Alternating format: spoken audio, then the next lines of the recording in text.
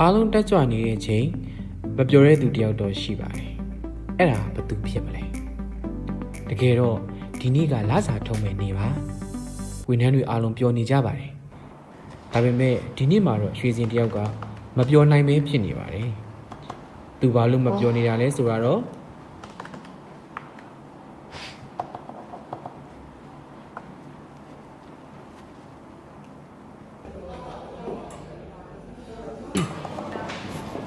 ကဲလားထိုင်မအောင်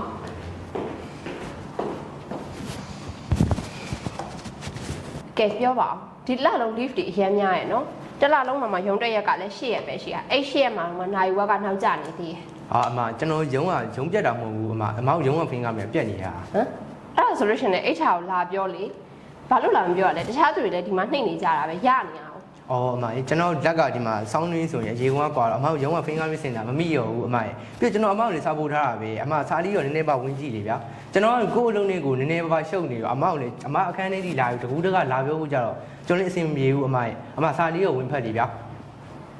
ဟဲ့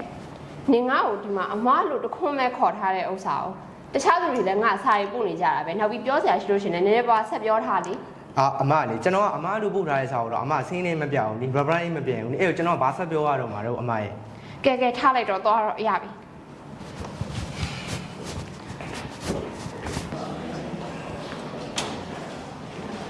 အမရေ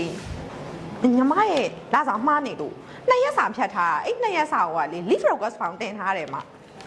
ဟုတ်လားဟုတ်တယ်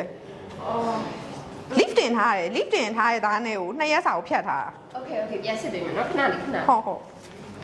ဒီကနာလေးဟုတ်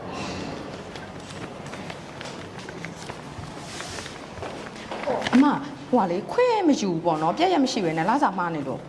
ဟုတ်ကဲ့ဟုတ်အဲ့ဒါလေးတစ်ချက်စစ်ပေးပါဟုတ်လက်ကျပြန်စစ်ပေးမယ်နော်တန်းဘောနဲ့လည်းမပါဘူးမှာကျွန်တော်ပြင့်မယူထားပဲနဲ့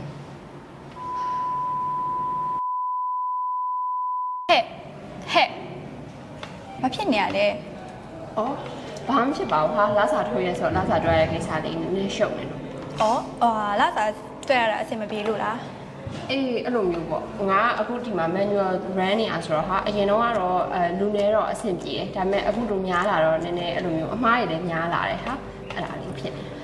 အဲ့ဆိုရင်ငါနေ့ကိုအကြံတစ်ခုပေးမယ်ဟာအခုငါတို့ရုံးမှာတုံးနေတဲ့ HR app တစ်ခုရှိရကွာသူက Innovate HR လို့ခေါ်တယ်အဲ့ app မှာဆိုအနေလောက်တော့တိုင်းတက်နေတဲ့ပြဿနာတွေအကုန်လုံးကိုကလစ်တစ်ချက်နှိပ်လိုက်ရုံနဲ့ဖြေရှင်းလို့ရတယ်ဟုတ်တဲဟုတ်ပါလားအေးဟာ Innovate HR မှာအတန်းနဲ့ပတ်သက်ပြီးတော့စိတ်ရှုပ်စရာမလိုတော့ဘူးပေါ့ဟာအတန်းနဲ့အကုန်လုံးကိုလည်းဒီ software ကနေပဲမှတ်ထားပြီးသားဆိုတော့ဝန်ထမ်းတစ်ယောက်ချင်းစီရဲ့လာစာကိုကလစ်တစ်ချက်နှိပ်လိုက်ရုံနဲ့ auto system နဲ့ကြာလာမှာဒါပေမဲ့တင်းတင်းတင်းက OT လာစာတွေကတူမှမတူတာဟာ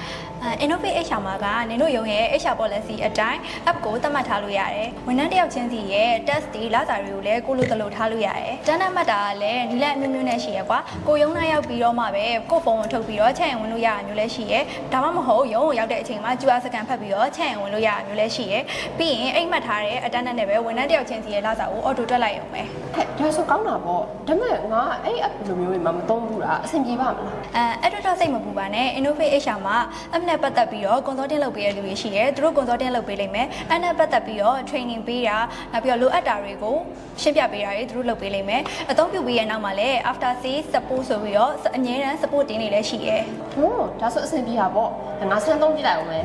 ကျေးဇူးတင်ပါတယ်တကယ်ချင်းရငါဒီနေ့မဝင်ပြမယ်နေ